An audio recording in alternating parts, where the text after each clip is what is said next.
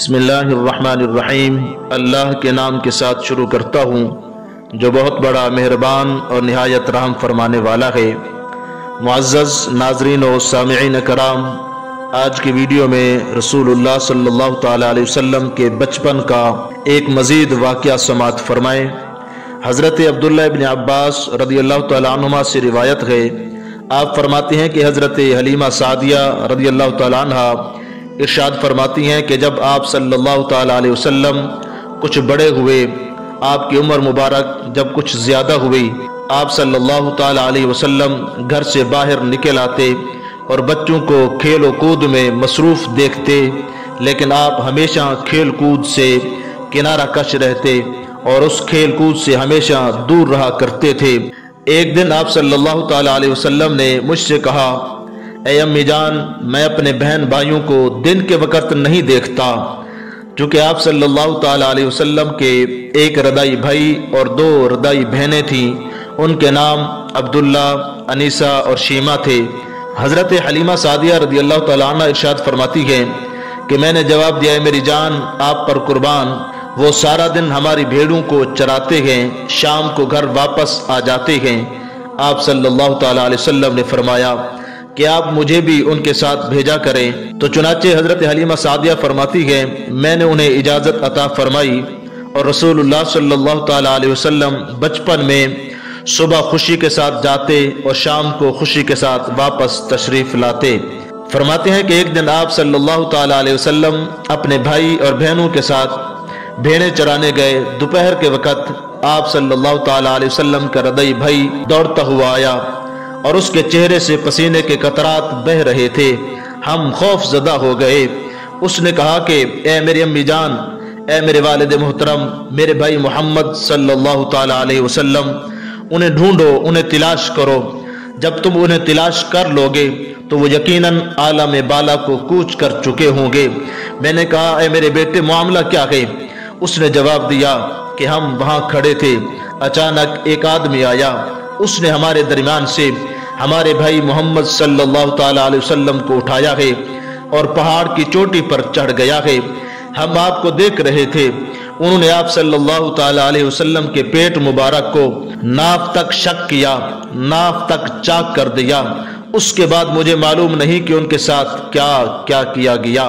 حضرت حلیمہ سعدیہ فرماتی ہے پھر میں اور میرا خاوند دوڑتے دوڑتے آپ کے پاس آئے تو ہم نے دیکھا کہ آپ صلی اللہ تعالی علیہ وسلم پہاڑ کی چوٹی پر تشریف فرما ہیں اور آپ آسمان کی طرف دیکھ رہے ہیں اور مسکرا رہے ہیں۔ میں آپ صلی اللہ تعالی علیہ وسلم پر جھک گئی اور دونوں آنکھوں کے درمیان میں نے بوسہ دیا۔ میں نے کہا اے میری جان، آپ پر نثار کس چیز نے آپ کو خوف زدہ کر دیا ہے؟ کس چیز نے آپ کو پریشان کر دیا ہے؟ آپ نے فرمایا امی جان، میں بالکل خیریت سے ہوں۔ میں کھڑا تھا، میرے پاس 3 آدمی آئے، ایک کے ہاتھ میں چاندی کا آفتابہ تھا اور دوسرے کے ہاتھ میں سبز زمرد کا تشت تھا۔ انہوں نے مجھے پکڑا اور پہاڑ کی چوٹی پر لے آئے۔ ان کی کوشش بڑی تعجب خیز تھی۔ انہوں نے مجھے زمین پر لٹایا اور میرے پیٹ کو ناف تک شق کیا اور میں ان کی طرف دیکھتا رہا۔ مجھے نہ تو کوئی تکلیف محسوس ہوئی اور نہ ہی کوئی درد محسوس ہوا۔ حضرت حلیمہ سعدیہ فرماتی ہیں پھر آپ صلی اللہ تعالی علیہ وسلم نے شق صدر کا تمام قصہ بیان کر دیا۔ یہ سارا واقعہ بہت سی سیرت اور احادیث کی کتابوں میں موجود ہے، اور بعض کتابوں میں یہ بھی ہے کہ آپ صلی اللہ تعالی علیہ وسلم نے فرمایا کہ میں اسی کیفیت میں تھا جبکہ بنو سعد کا قبیلہ دوڑتا ہوا میرے پاس آ رہا تھا۔ میں ان تمام کو دیکھ رہا تھا۔ میری امی محترمہ ان لوگوں میں سے تمام کی آگے آگے تھی اور وہ آواز لگا رہی تھی، اے میرے ضعیف، اے میرے کمزور۔ یہ سن کر فرشتے میرے اوپر جھک گئے۔ انہوں نے مجھے اپنے سینے سے لگا لیا، انہوں نے میرے سر پر اور میری آنکھوں کے درمیان بوسہ دیا اور کہا کہ آپ ضعیفوں میں سے کتنے اچھے ضعیف ہیں۔ پھر میری امی جان نے کہا، واہ وحیدہ ہو، اے میرے نور نظر، تو اکیلا تھا۔ ملائکہ پھر مجھ پر جھک گئے، انہوں نے مجھے اپنے سینوں سے لگایا، میری آنکھوں کے درمیان بوسہ دیا، میرے سر کو چوما ہے۔